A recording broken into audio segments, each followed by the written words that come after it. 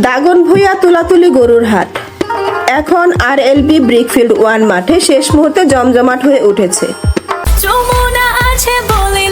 Jamuna refrigerator, খাবার fresh তো life জম্পেশ।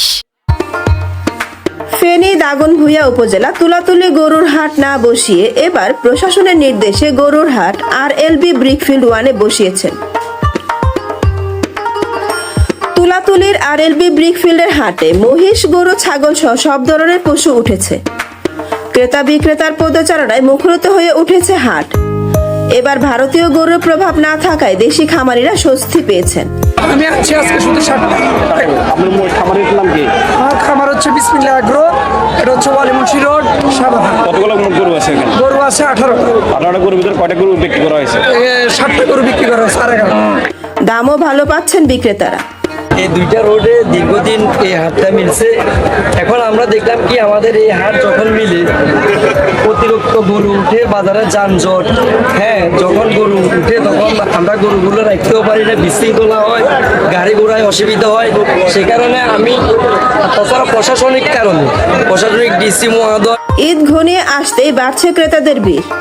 গত বছরের তুলনায় এবার কোরবানির পশুর দাম তুলনামূলক বেশি বলেন ক্রেতারা। তবে বিক্রেতারা ন্যায্য দামও পাচ্ছেন। দাগনভূঞা উপজেলা পশু কেনা বেচার জন্য বেশ কয়েকটি হাট রয়েছে।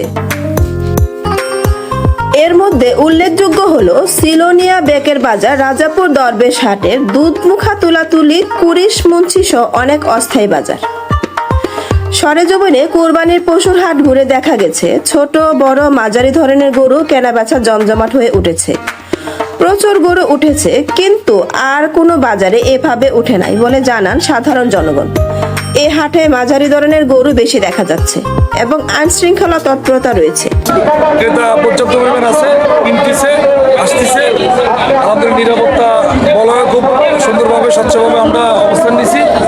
সব দিক দিয়ে পরিস্থিতি খুব ভালো আছে। ক্রেতাদের পছন্দের তালিকা রয়েছে মাঝারি সাইজের গরু, যার কারণে মাঝারি সাইজের গরুর দিকে ঝুঁকছে ক্রেতারা। ASP news desk. এএসপি নিউজের সাথে থাকার জন্য ধন্যবাদ। সাবস্ক্রাইব করে সাথে থাকুন।